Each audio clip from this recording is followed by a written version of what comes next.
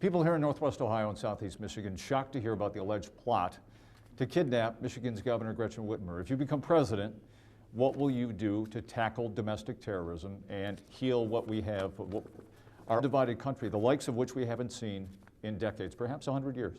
Well, you're right. As white supremacists, look, first of all, I'd listen to the FBI, give them more authority. We had provided through the Justice Department a means by which we could focus on and deal with these white supremacy groups as they rose into prominence.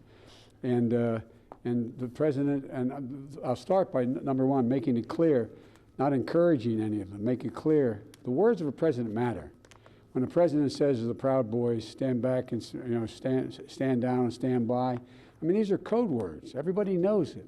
And even after I spoke to Gretchen, the governor, when this broke, I knew it a little about ahead of time. And what happened was, right after this went public, the president went after her as well, started to attack her. Said she, was a bad governor. Open up, open your church. I mean, it's just, there's white supremacy and militias are a serious, serious national security threat. There's no question that even if you become president, we are divided. There are many people, there are millions of people who don't believe in your policies. They don't believe in you. So I talked about healing a divided country. Yes.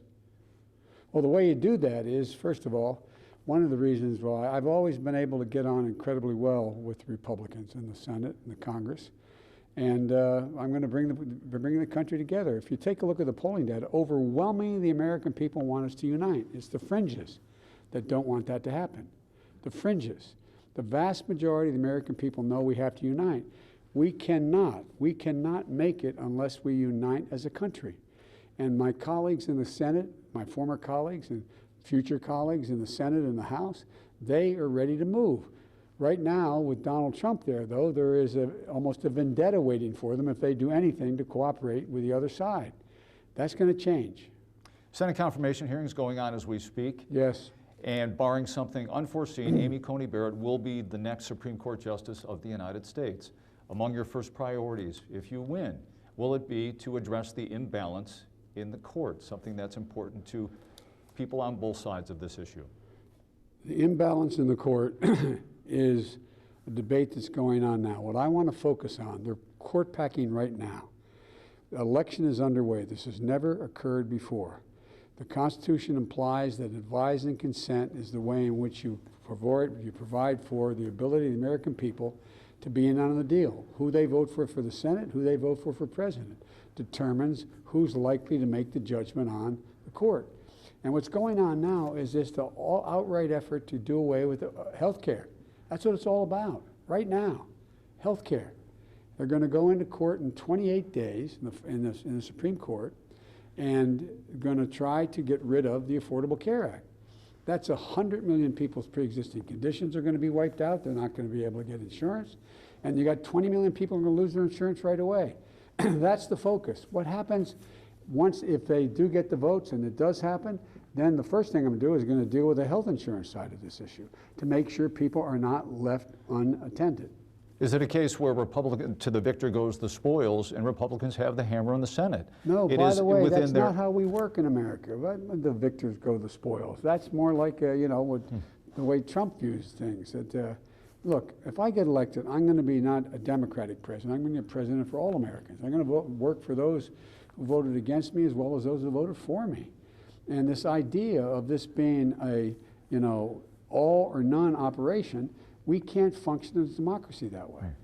Lastly, you're running an ad right now that's airing in Toledo where you promise to protect and expand Social Security, tax the rich. Yes. Can you commit to the Toledo auto worker, to the teacher, the healthcare worker, that you will not raise taxes, their taxes will not be raised? I absolutely commit, guarantee, positively, if you make less than $400,000, your tax will not go up at all. I'm going to make sure, I don't want to get this passed, but I'm going to try to raise the corporate wage, the corporate tax back to 28%. It was at 30-something, but to 28%. That would raise $1.3 trillion over 10 years. We find ourselves as well going to make sure that people who are making over $400,000 pay at the tax rate of 36.7%. That was they paid before under the Bush administration. Those two things would raise almost $2 trillion right off the bat.